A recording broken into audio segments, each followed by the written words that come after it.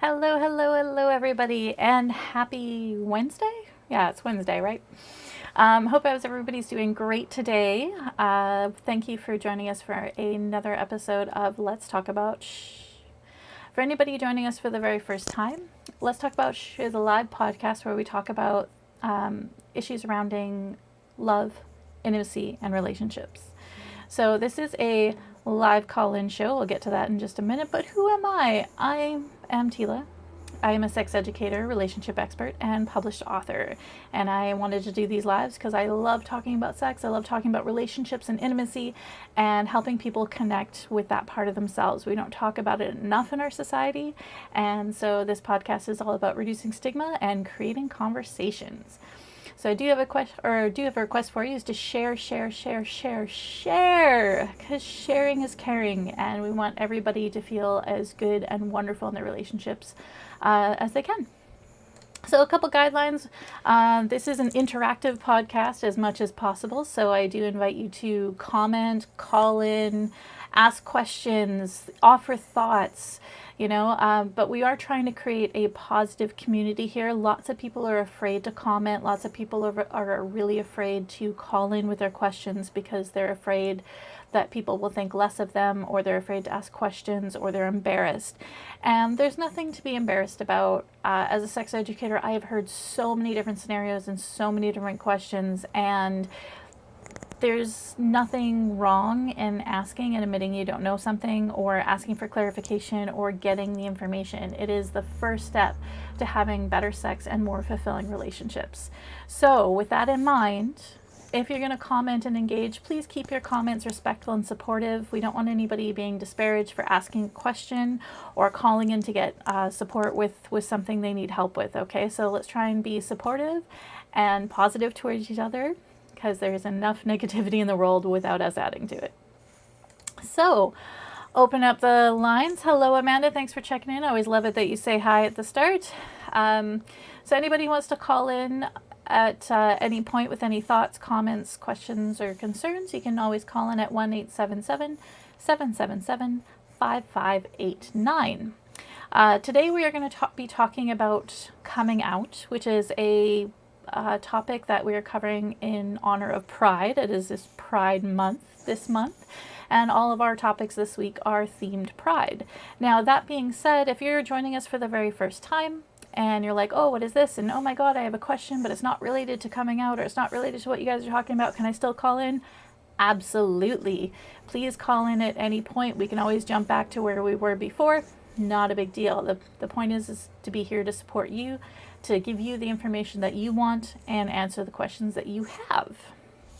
So, thanks so much, everybody, for joining us today. I'm just making sure all the feeds are connected. It looks like they are, which is good. Great. Okay, so let's get started. So, as I mentioned today, I wanted to chat a little bit about coming out. Now, we sort of talked about this a little bit on Monday with our introduction to LGBTQ, and if you missed that, please go back and check out the episode. We cover some terms and definitions. But coming out usually refers to, it's sort of a slang term for disclosing your orientation, or your, in some cases, gender identity, or even in some cases fetishes or BDSM interests to someone else, or in some cases the general, making it common knowledge. Now, this is a pretty loaded topic for a lot of people, and the reason for that being is, unfortunately, we still have a lot of discrimination in our society against people who are LGBTQ, against people who are poly, against people who are interested in BDSM and kink, against people who are trans, or questioning, or transitioning, or non-binary. So unfortunately, a lot of those communities still face high amounts of discrimination in various forms for just being who they are. And that can be a really legitimate reason why someone may not feel comfortable disclosing what their status is or what their interests are, and making that common knowledge. So we're going to start sort of a little bit asking some questions about if this is something you're struggling with. Is this right for you? Should you be considering, coming out or disclosing? And one of the things that, I mean, there is no right or wrong answer here. In a perfect world, we want everybody to be comfortable in who they are and be able to disclose, their interests without fear of discrimination or hatred or any kind of negative consequences.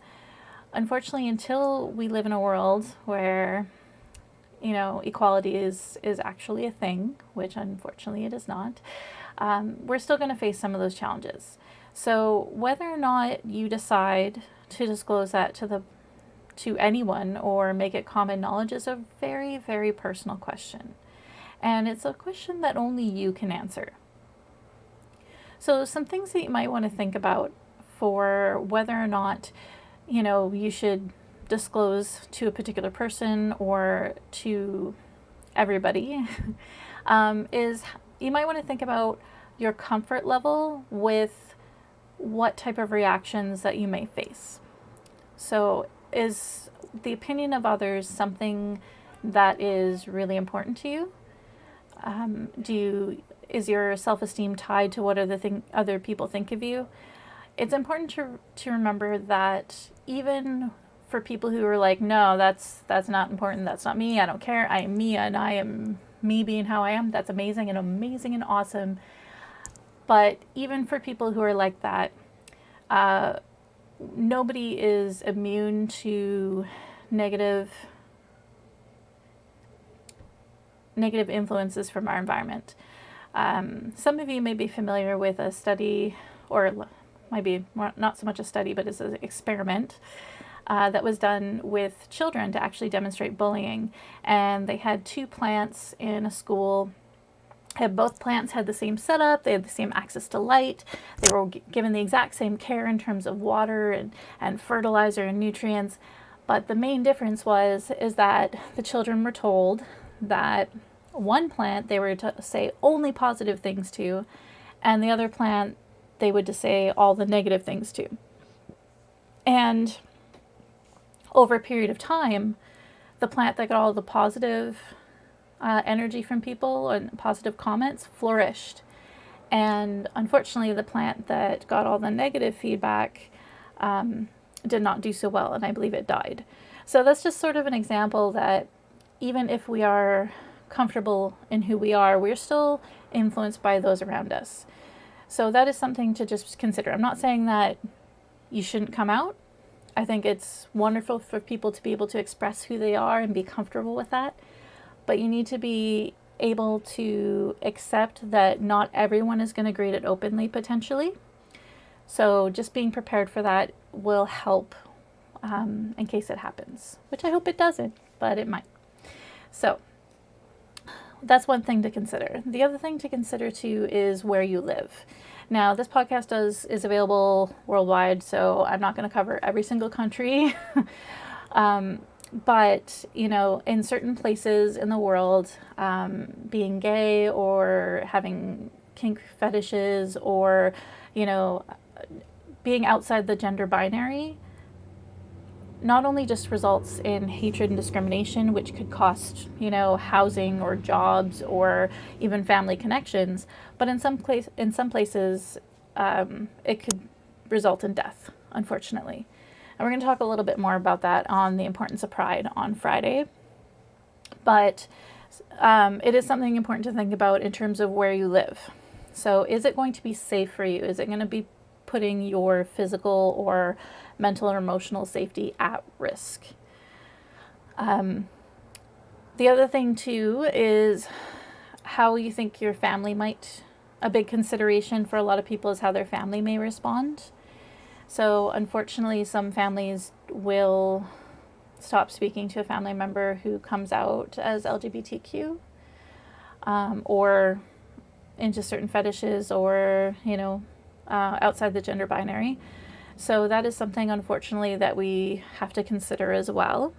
I would hope that everyone would have a supportive and loving family, but unfortunately not everyone is so lucky.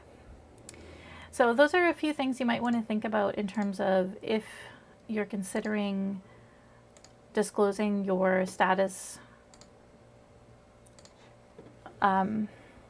to someone or to someone else. If you're considering telling one person, the main thing you want to think about is how much can you trust that person, in terms of, if you don't want it to be common knowledge and you're just telling that person, are they someone who's likely to tell someone else? Are they someone who is likely to accidentally slip up? Sometimes that happens, unfortunately. People forget that things aren't common knowledge and they just kind of slip up on some certain things.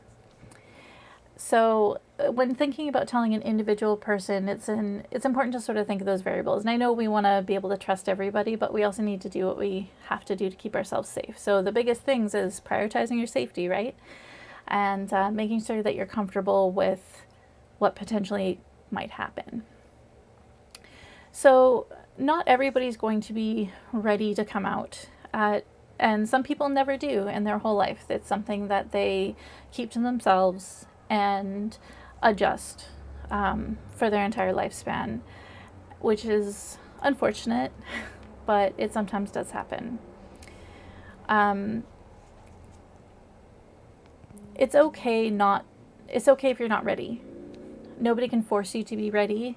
It may not be the right time for you. So you shouldn't feel pressured into it.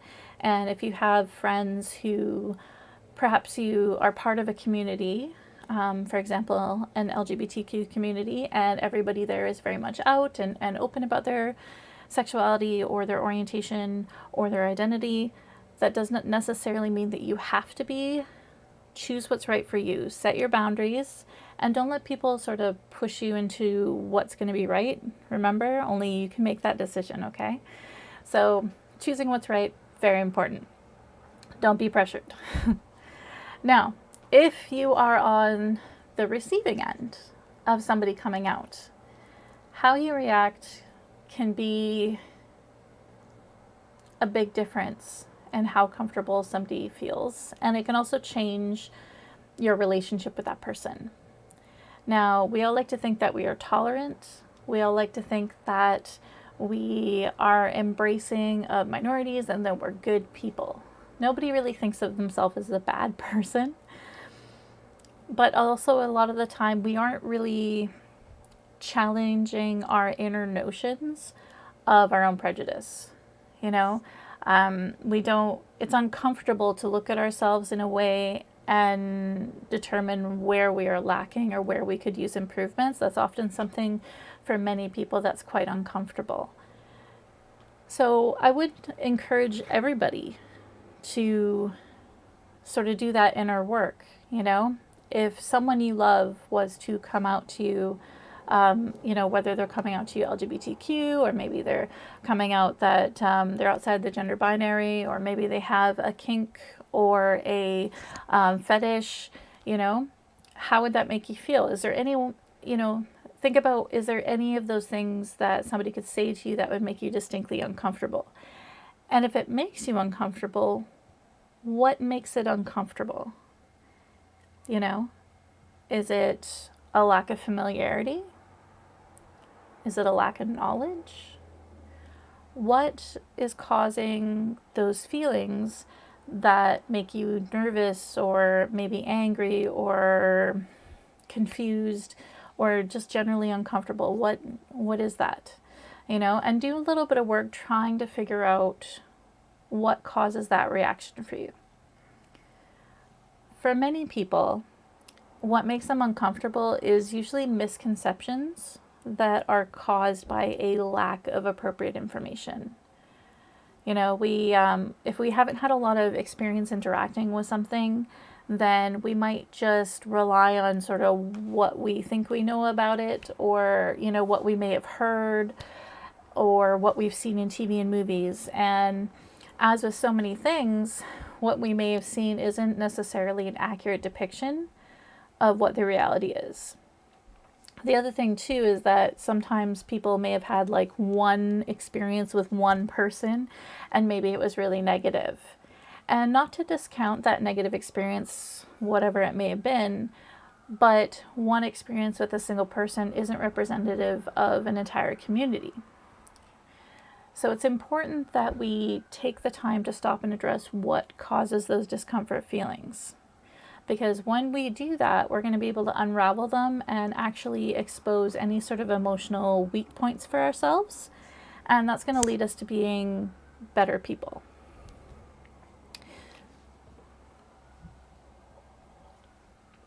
So, any thoughts or questions or comments about anything I just said?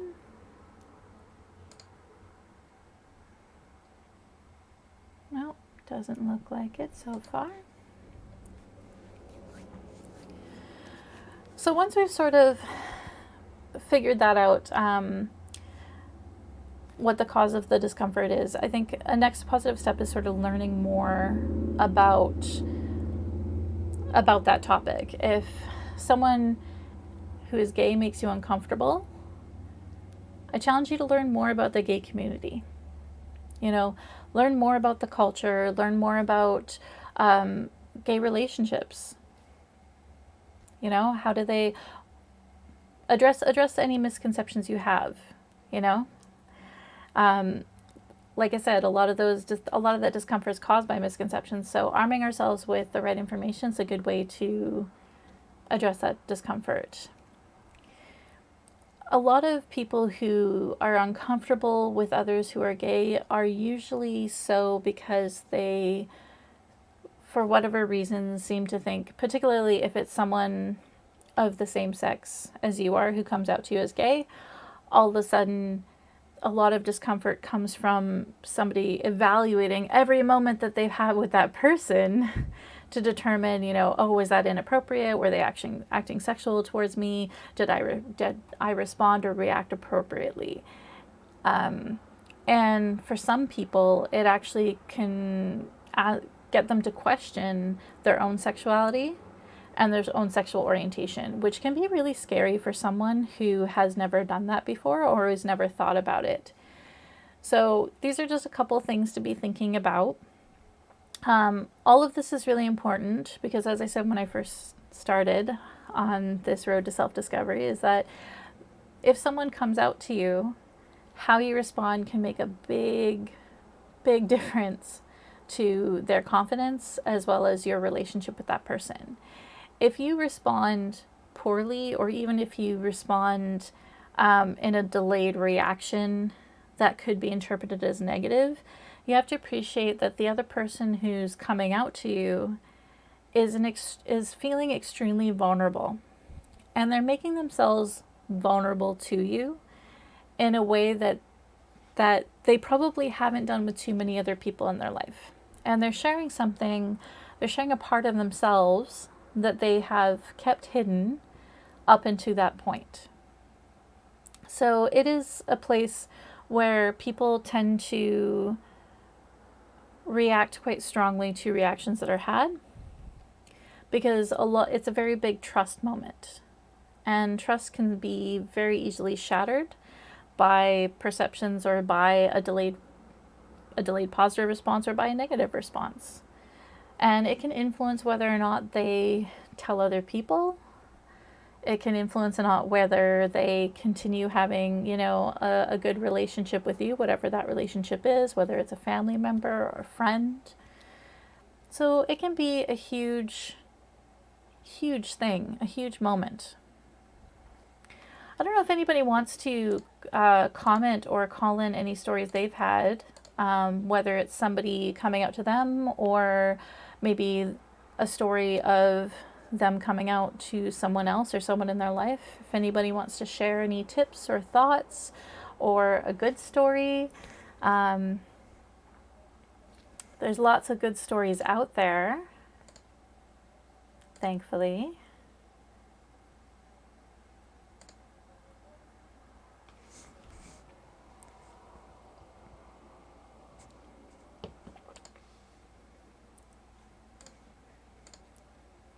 No, nobody wants to share a story? That's okay.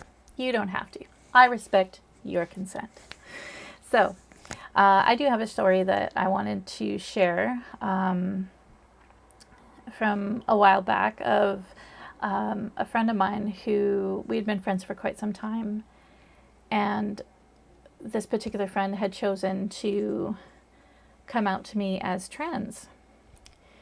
And I remember we were driving, so I don't even remember where. We were driving somewhere. And we had just parked. And I was about to get out of the car, and they were like, hey, hang on a second, I have to talk to you about something. And I was like, oh, okay, like, what's going on? And they said to me, well, I just wanted to let you know, because we've become really good friends, that, you know, I wasn't always a man. And I said, oh, okay.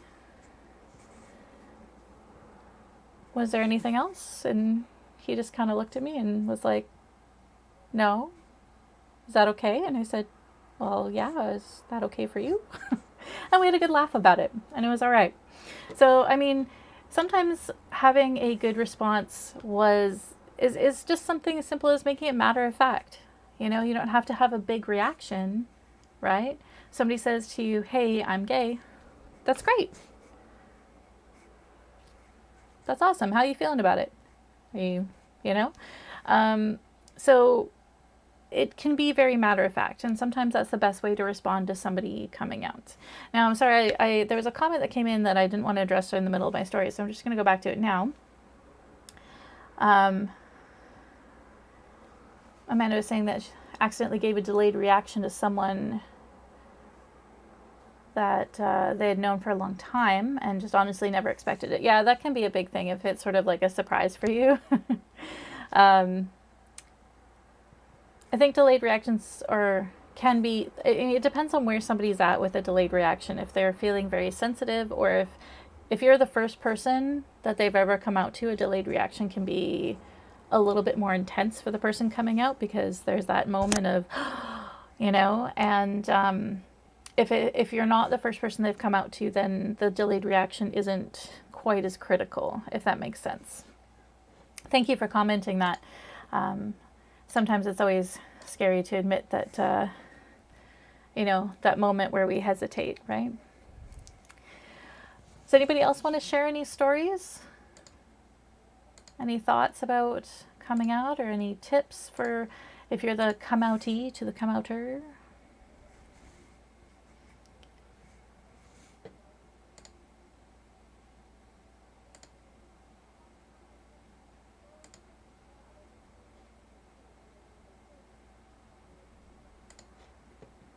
I just have to remember that there's a delay between me talking and it actually getting broadcasted out. I never give you guys enough time to actually comment or call in.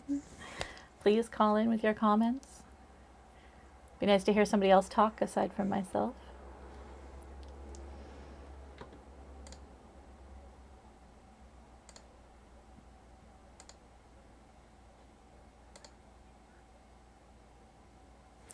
Okay. I'd like to switch a little bit. I decided to honor, or I wanted to honor, Blackout Tuesday yesterday, even though I found out that was happening a little bit late. So sorry about that. But yesterday's topic was supposed to be sexual orientation.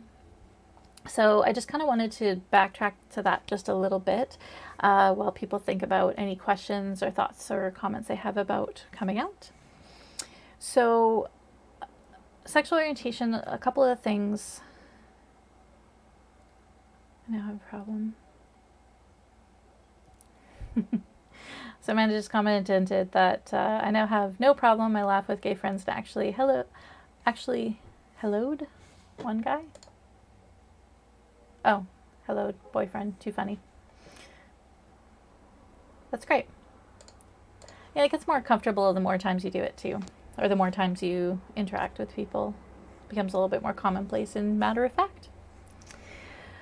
Yeah, so for sexual orientation, one of the main things that I really wanted to cover and not get missed was sort of talking a little bit about the nature versus nurture argument of sexual orientation. This is something that is still debated a fair bit. And I wanted to mention that a lot of research and a lot of time has gone into answering this particular question.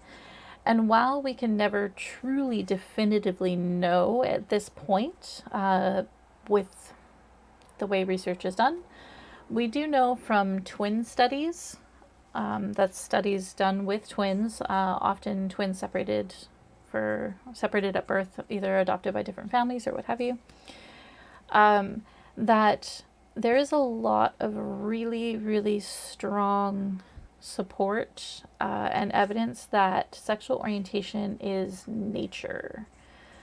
So it is what we are born with, not something that we choose.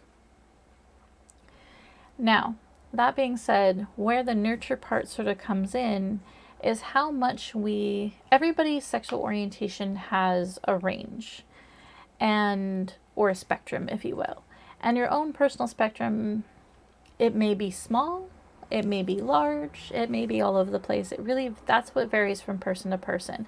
And that's where nurture kind of comes in, because our cultural influences and our influences when we're growing up make a huge difference in how much we are open to exploring our own sexual orientation.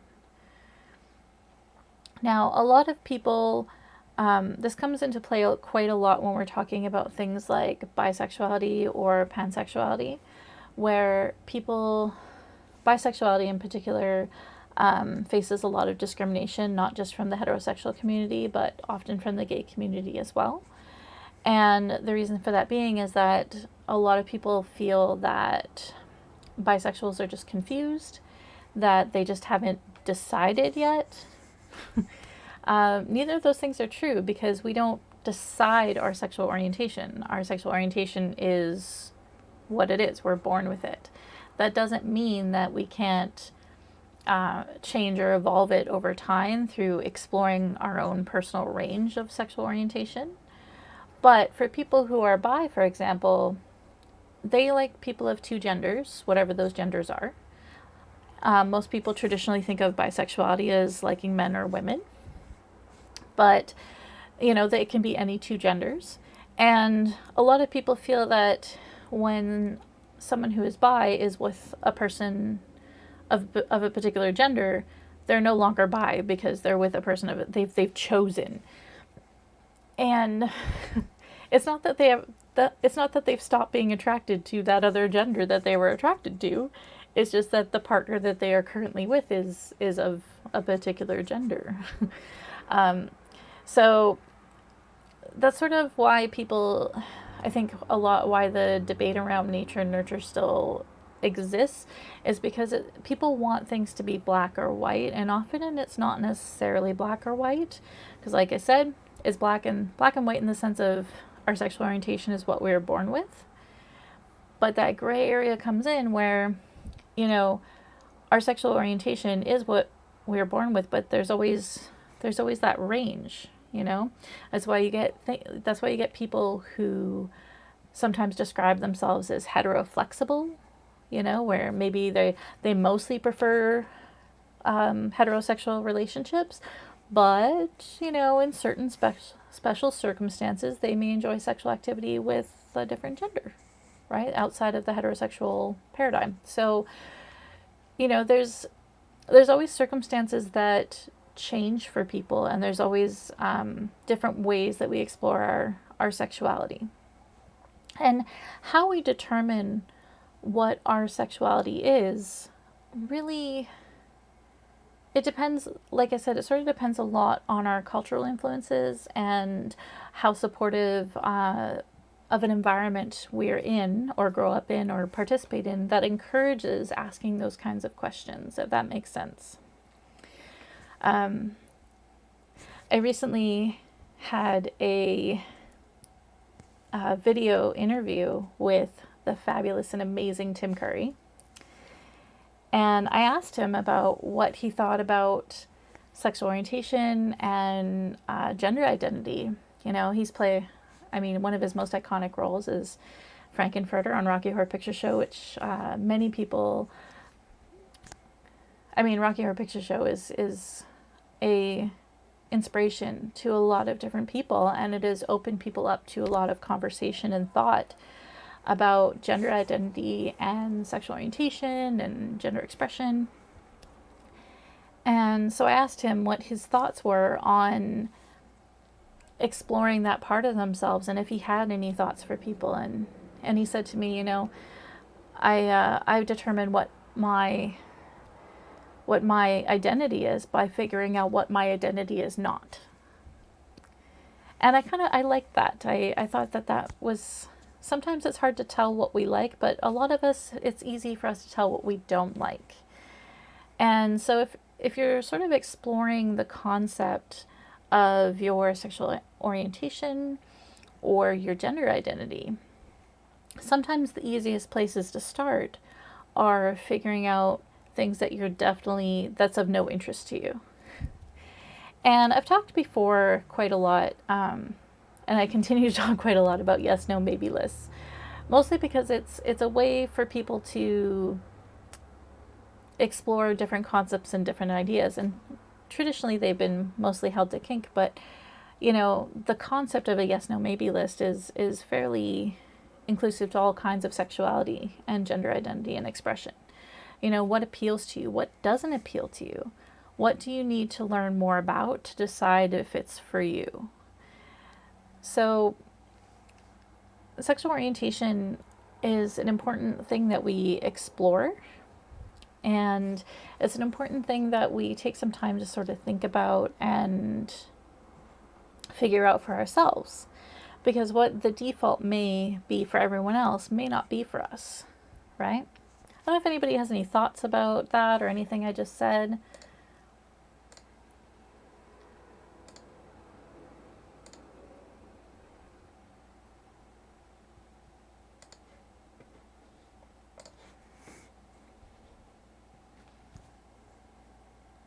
No, no thoughts.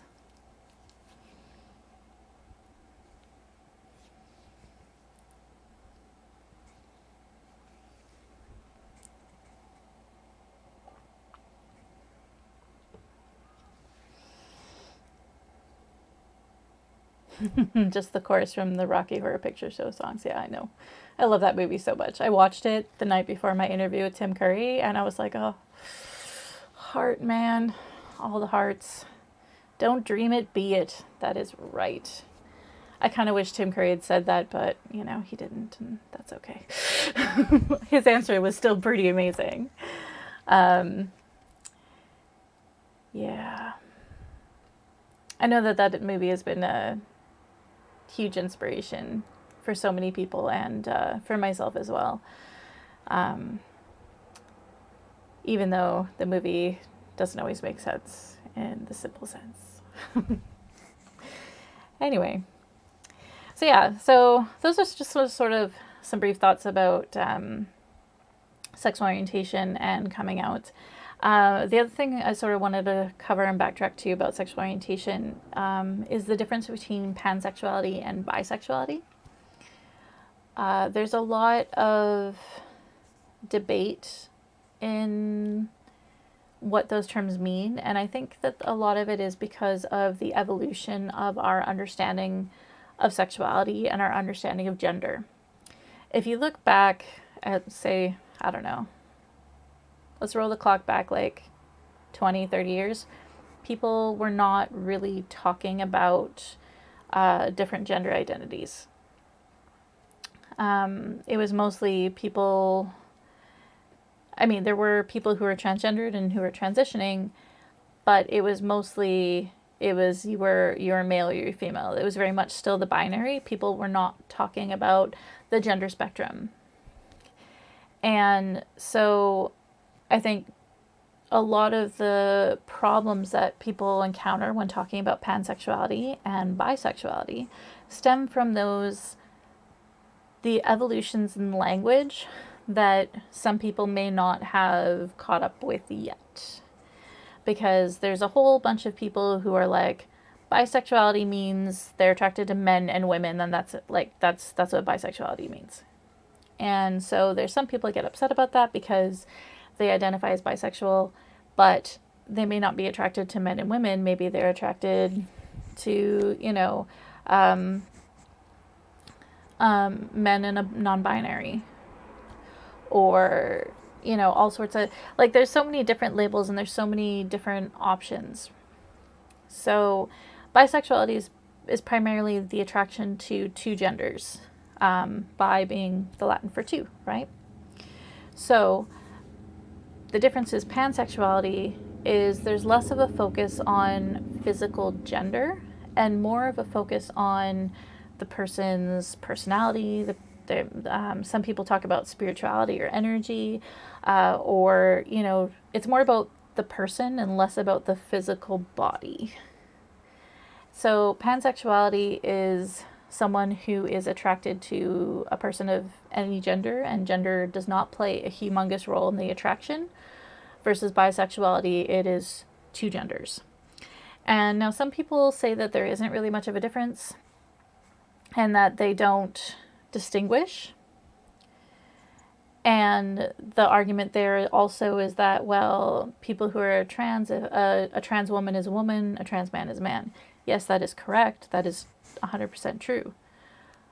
However, some people who identify as bi would not consider themselves attracted to a trans man or a trans woman, but they still consider themselves bi. So that's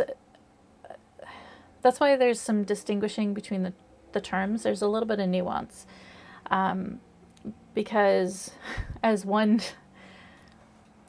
I know who is pansexual once said to me, they described it as, I don't care what genitals a person has in their pants, I just want to play with them. And I was like, okay. You know, they're like, if I like them, I just want to play with them. Who cares what genitals they have? That doesn't matter. The point is I like this person. So, you know, that's sort of the distinguishing factor of pansexuals. And I think it's interesting that with some of the conversations that are happening around bisexuality and pansexuality, there is still a lot of discrimination that happens. As I mentioned, sort of near the start of this episode, bisexuals experience a lot of discrimination from both the heterosexual community and the gay community as well.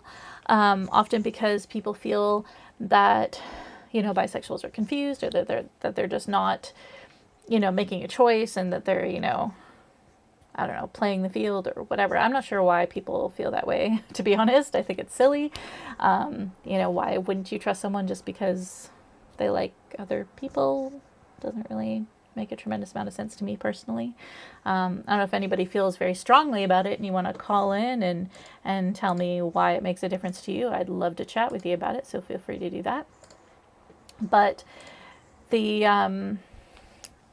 what's interesting is with all the discrimination that bisexuals face, often also gets passed on to pansexuals, because pansexuals are told that their sexual orientation is invalid, that they are, you know, it's funny, some people try to make the argument that pansexuality is actually discriminatory against people who are trans, because it's an acknowledgement that they say, the argument is that it's refusing to acknowledge that trans women are women or trans men are men, which it does not. And also, I think it's funny too, because there's lots of people who specifically identify as non-binary as well. So, you know, where do they fit in that? All that pieces. So it's pretty complicated. So why sexual orientation can be such a hot button topic, which sort of ties into why people are terrified about coming out, or why it's difficult to have that coming out conversation, and why some people never do, and why that's okay. So we're starting to wind down on the time for today, and I just really want to leave things open if anybody has any thoughts or questions.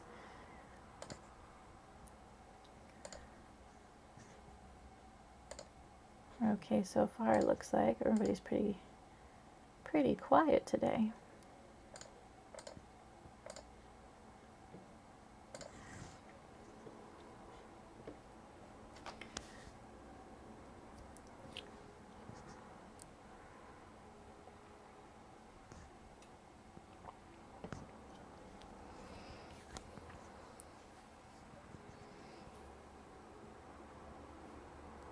No comments. Okay.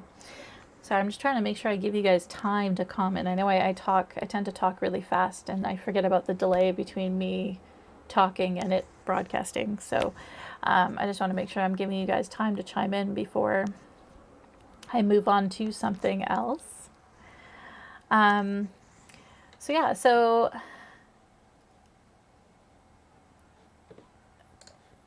this week we are, of course, talking all about Pride subjects as a kickoff to Pride Month. And so we will be back tomorrow. Tomorrow we're going to talk about being a good ally and what that means and how we can do that. I think it's a really important conversation, particularly in the light of everything that's happening in the world today. And I think it's, if anything, it's really important that everybody shares tomorrow's episode. I think lots of people can benefit from learning more about being an ally and learning how to talk about your privilege and use your privilege for good. So I think that's a really important conversation. I hope you guys tune in for it. And please share it and encourage other people to join in. If you're looking for more information about sexual orientation or coming out or anything to do with sex or sexuality, please check out my website, exploresextalk.com. Lots of free articles on there, lots of games and fun stuff. And if you're looking for that little bit extra, please check out Sexy Hero Society. It's my online membership portal. Pretty much every week now I'm publishing new content, from like sex positions to sex advice to coloring pages to adult cartoons and relationship challenges and the whole 9 yards. It's a lot of awesome and amazing stuff. And thank you guys so much for joining me and taking time to talk about coming out and sexual orientation. And I look forward to seeing you all tomorrow. Have a great night, everyone.